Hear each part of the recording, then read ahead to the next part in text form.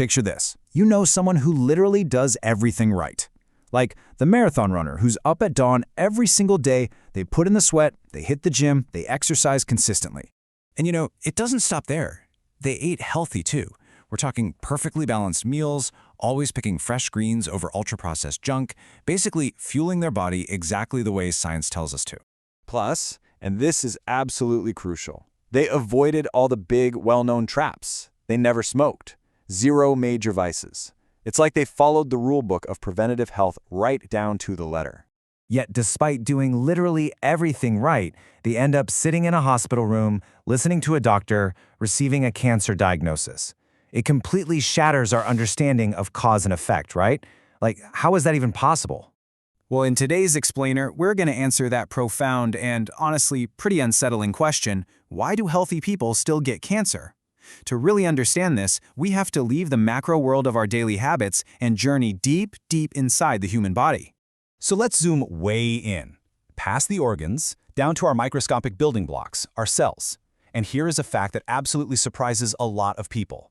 Every single cancer, no matter how complex it gets, begins with just one completely normal cell. Now, deep within the center of that cell is your DNA. Think of it like the ultimate master instruction manual. It's a complex code that tells the cell exactly what to do, when to grow, when to divide, and how to repair itself. But here's where it gets wild. The math is just staggering.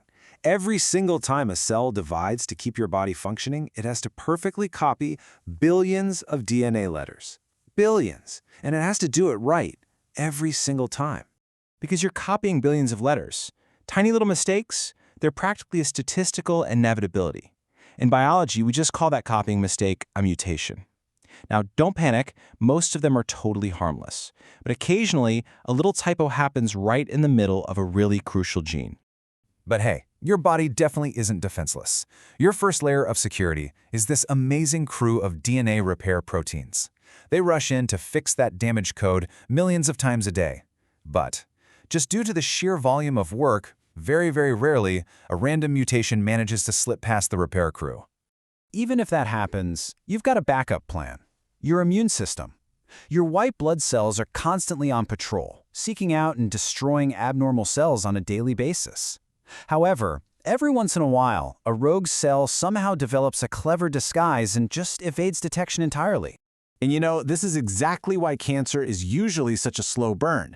Just one mutation usually isn't enough to cause a problem, but as years or sometimes even decades pass, multiple mutations can accumulate in that same cell.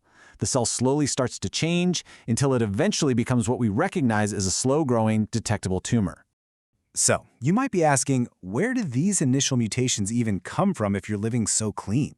Well, some DNA damage just comes from unavoidable stuff in our environment. We're talking sunlight and UV rays, everyday air pollution, certain viruses, and even natural background radiation.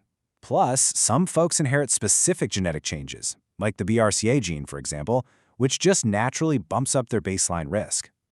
And guys, here is the hard truth. A healthy lifestyle acts as an absolutely massive shield. It significantly lowers your overall risk of building up these bad mutations. But a perfect guarantee, it just doesn't exist. There's literally no amount of kale you can eat or miles you can run that will magically eliminate every single random biological mutation. But that definitely does not mean we're helpless. Knowing the science here actually empowers us. We can take massive action to tip the odds in our favor. Maintain those healthy habits, avoid tobacco, protect your skin from the sun, get your recommended vaccines, and absolutely follow cancer screening advice to catch any of those stealth cells early on. Trust me, every single healthy choice you make truly matters. And if the unthinkable happens and a diagnosis comes despite living a super healthy life, please remember this. Getting sick is not a punishment. It's just biology. Science gives us the tools to dramatically lower our risk, but it simply cannot perfectly predict the future. We really have to let go of the myth that doing everything right offers a 100% guarantee. So, reduce your risk, absolutely, but please don't live in constant fear of the random variables you can't control.